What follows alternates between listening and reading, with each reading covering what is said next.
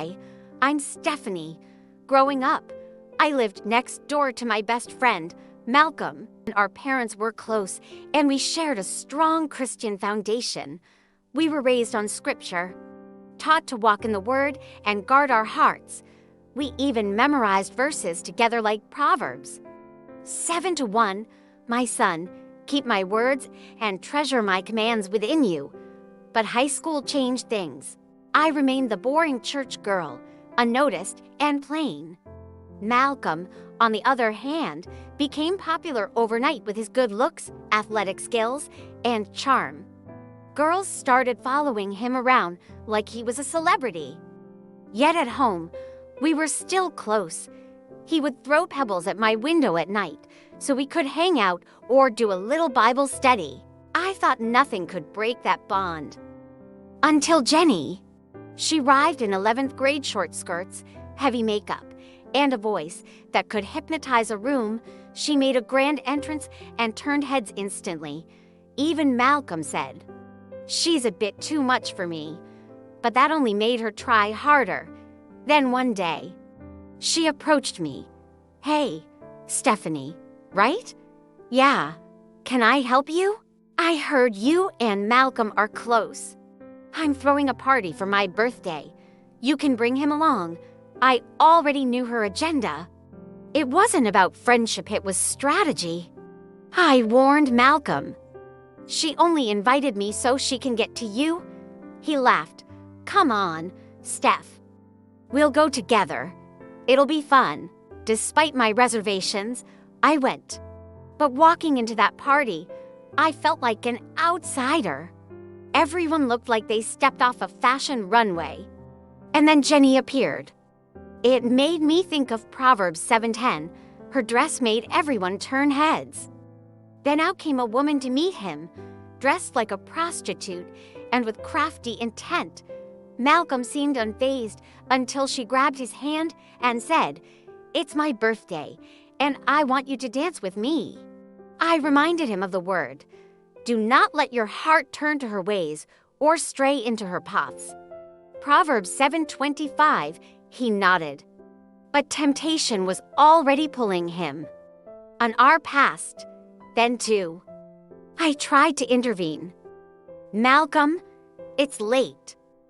Let's go." He shook his head. My heart sank.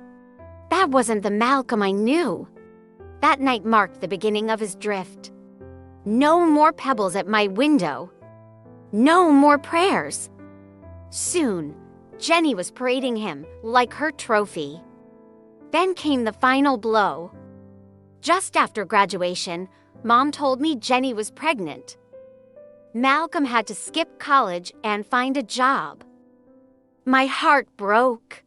Not because he chose someone else, but because he chose the path Proverbs 7 warns about. With persuasive words, she led him astray. She seduced him with her smooth talk. Meanwhile, I went to college to study journalism and kept my eyes on Jesus. After college, I worked at a news channel where there was this guy, Jack. He was smart, charming, and clearly interested in me, but he didn't believe in God. I shared the gospel with him, but he brushed it off. Deep down, I knew Proverbs for 23, guard your heart above all else, for it determines the course of your life. Years later, I returned home for a break and saw Malcom mowing his lawn. "Hey, Steph," he said, dropping the mower handle. "Wow, you look different." We caught up. I asked about Jenny. "She divorced me," he said. "And Sarah, my daughter, wasn't mine biologically." "I'm so sorry." "Do you still see Sarah?" I asked. "Sometimes. I miss her every day." I looked at him with compassion. "God sees you, Malcom. He's not done with your story." He smiled. "Do you think we could do Bible studies again? Like before?" he asked. And so we did. Week by week, verse by verse, like old times. And slowly, I saw Malcom come back to himself and, most importantly, his faith.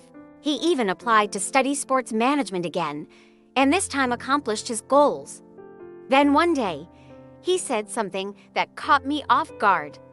"Steph, I know I messed up, but if I asked you to marry me now, what would you say?"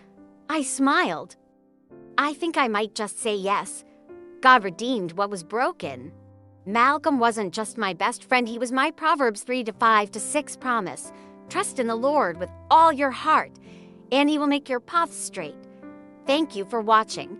Please like, share, and subscribe to Faith Unshaken for more Bible-based stories.